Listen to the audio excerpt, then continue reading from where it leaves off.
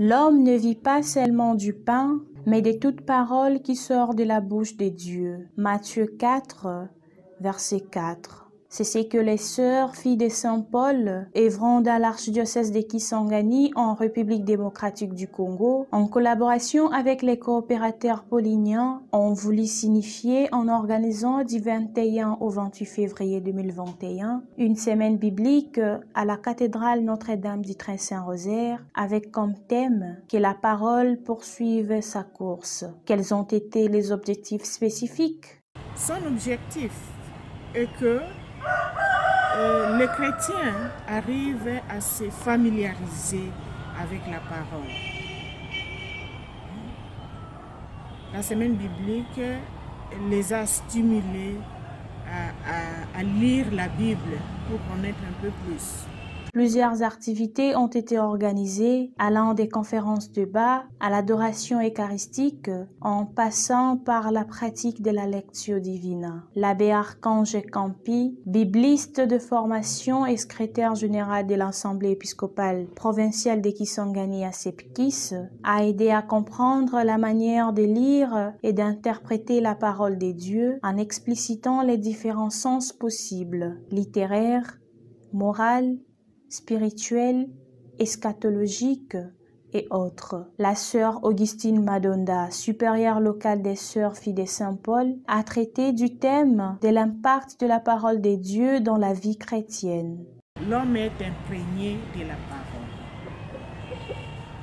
Nous sommes l'incarnation de la parole de Dieu parce que quand Dieu a dit, nous faisons l'homme à notre image, et puis l'homme est venu à la vie, donc l'homme a été appelé à la vie par la parole. Nous sommes la parole de Dieu et nous sommes appelés à nous nourrir de cette parole de Dieu qui est notre nourriture pour notre vie chrétienne, qui est en même temps aussi la lampe de notre route de voyage de la terre au ciel, mais aussi qui est aussi notre stimulant, parce que dans la parole de Dieu, nous contemplons le Christ lui-même avec ses exemples qui nous fortifient, qui fortifient notre volonté pour mettre la parole en pratique. Y a-t-il un lien entre la parole de Dieu et le baptême? Le diacre Désiré, jésuite, a répondu à cette question. Le baptême, c'est pas un accessoire dans la vie du chrétien. D'abord, le baptême que Dieu passe, il a reçu le baptême. C'est pour dire, après, que les chrétiens, les baptisés, mais aussi un témoin de la parole de Dieu. Il est serviteur de la parole de Dieu.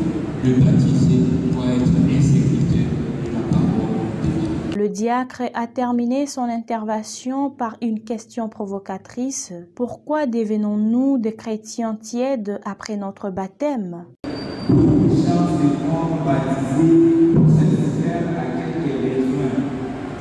Sauf que nous vivons la révolution. La maternité, c'est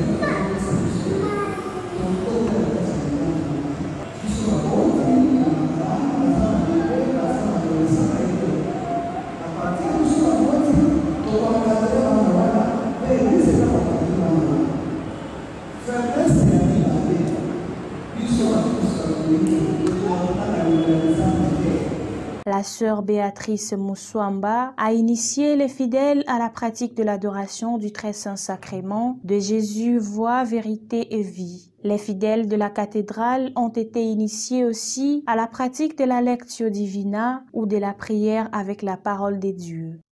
La personne qui fait la lectio, qui lit la parole de Dieu et relit la parole de Dieu, il va se poser la question, quel dit les textes en soi?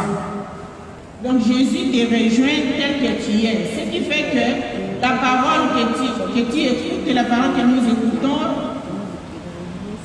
fait de nous les contemporains de Jésus. C'est-à-dire que Jésus dit cette parole à moi ici et maintenant. C'est un message de vérité qui parle de lui-même. Donc Jésus parle de lui, la parole parle d'elle-même d'abord. Après, je dois découvrir ce que cette parole me dit à moi personnellement.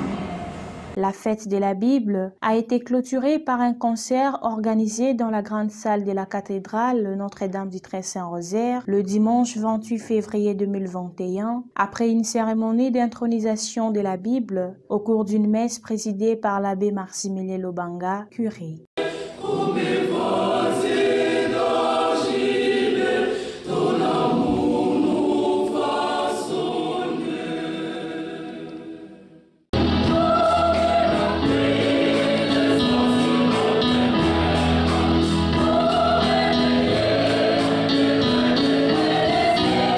Cette semaine biblique a été célébrée à l'occasion de l'année biblique décrétée par la famille paulinienne, à l'occasion du 50e anniversaire de la mort du père Jacques Alberione, fondateur de la famille paulinienne. Les sœurs filles de Saint Paul appartiennent à la famille paulinienne composée de 5 congrégations, 4 instituts séculiers, plus l'Union des coopérateurs pauliniens. Cette famille religieuse a été fondée en Italie en 1922 par le père Jacques Alberione. Les sœurs filles de Saint Paul sont présentes dans les 5 continents: Amérique, Asie, Afrique, Europe, Océanie. Elles ont pour mission l'évangélisation à travers les moyens de la communication sociale.